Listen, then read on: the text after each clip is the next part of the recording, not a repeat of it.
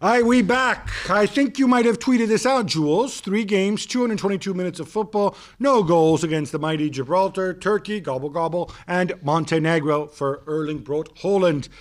Why are you being so cruel? He's only 20 years old. Why did you feel the need to tweet this out? And by the way, I also tweeted the same thing for Kylian Mbappe, who's my boy, as you know, who You're also being didn't equally score mean to Mbappe. in 3 games. Listen, it's just to say you can smash it at club level and in the Champions League and your domestic league, but sometimes international level, it's just not working out for you. I was just surprised that in those 6 games, the 3 for Mbappe, the 3 for Holland, just nothing. Right. And it's not that they didn't score. They didn't play well, full stop. No, they didn't. So, hey. We have now confirmation of what we already knew, Gab, but Sergio Aguero is leaving Manchester City at the end of the season when his contract expires. He's been linked already with Barcelona, Juventus, Atletico Madrid, Independiente, PSG, and the list goes on and on. What do you think he will be? I have no idea, but before you even think to bring him back, you need to answer the question, is he fit? Yeah. And can he play football? Because I don't think Pep Guardiola just kept him on the bench to be mean. No. He's on a huge salary right now.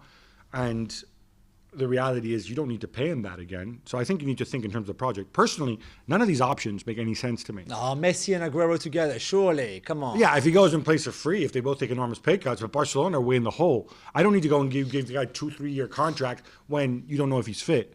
Atletico Madrid, that would be romantic. Paris Saint-Germain, no, that would be dull and weird and stupid. That would be lovely. Independiente, go home, take a pay, whatever.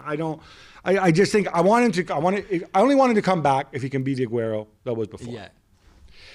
Roberto Mancini says UEFA should allow bigger squads at the Euros with 25 or even 28 players. Jules, he has plenty of support from other team managers. Does he have your support? He has my support. He has Didier Deschamps' support, Gareth Southgate, Roberto Martinez as well. All of them, because I'm surprised nobody said no. We should all have fewer players. Yeah, and it makes so much sense. It does make sense. He said this is a season has 60 games, so compacted as well. It would help them. Also, if you have positive cases in your squad, which you don't know, that would help. And 5 subs. 5 subs as well. Yeah. So I'm all for it, and I'm really hoping that UEFA are watching and listening, not just to us, but to the managers as well, and go along, which I think they will, don't you? I think so. I think so. Sticking with the Euros, UEFA have decided to remove their 30% full limit of stadium during the competition. Instead, they will let local authorities decide what to do within the fans inside the stadiums. That's a good idea, right? If you trust them. It is a good idea. I think what that means that in some cities you can have more stadiums, but also in other cities that, you can read this 2 ways. That said, well, we're not going to be able to have 30%. We might have to play behind closed doors, but you might still want to host a game. I think they asked for flexibility. They said they were going to be flexible. And now they're being flexible and putting safety first. So I got no problem with this. The Premier League has revealed the amount of fees paid to agents and intermediaries by different clubs over the past 12 months. Now, this is through February 1st, so it includes a January window. And despite COVID, Chelsea, Manchester City, United, and Liverpool, they've all spent more than 20 million. In total, it was pretty much unchanged from last year. I guess some businesses are recession-proof. Yeah, clearly we should have been agents, Gab. Some you understand. Chelsea spend a lot of money in the summer, and then if you spend a lot of money, you usually spend a lot in agent fees as well. Of course, the two goes together. If you're Manchester United, though, who have spent just 5 million less in agent fees than Chelsea, why? Cavani, Van de Beek, Alex Telles, and I guess Amad Diallo and Pelistri, but does that maybe account you paid to somebody to arrange Lingard to go away? Yeah, but does that really account as much as Havertz, Werner, Chilwell, I don't know. There's no direct correlation. Mendy? I mean, come on. And look, the other thing with this is we don't know how much they paid for each individual deal because there's no transparency in football because people like it. I wonder why.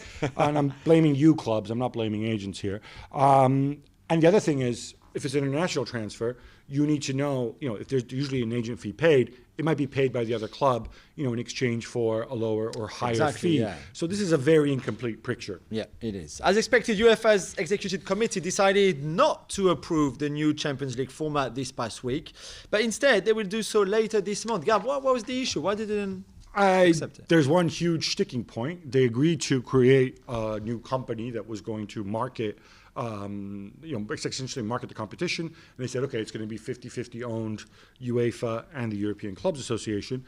Now the European clubs are saying, no, 50-50. No, we want 70-30. We want more than that.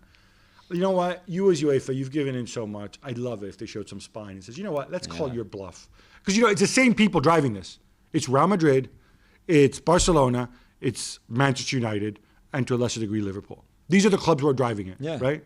I come forward and own up, or otherwise, whatever. You know my thoughts on this. Yeah. Belgium's B team batters Belarus, 4-Bs, alliteration. See what I did there? Love it. 8-0, you impressed?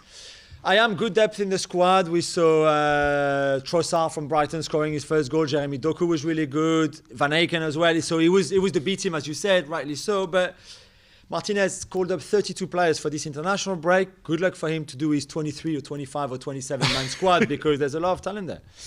Continuing with close European qualifiers, Holland defeated Gibraltar 7-0. But Gab, I can still criticize the Boer, right? Because after 40 minutes, it was still 0-0 and they were not playing well.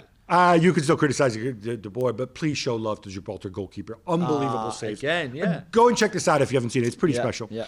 Turkey squander 3-1 lead against Latvia and have to settle for a point. Jules, this could cost them dear. I don't know why. They've been so good in the previous two games, and then they're in control. They're so much better, and then too late. It was really massive late brain farts. I really hope it doesn't cost them anything.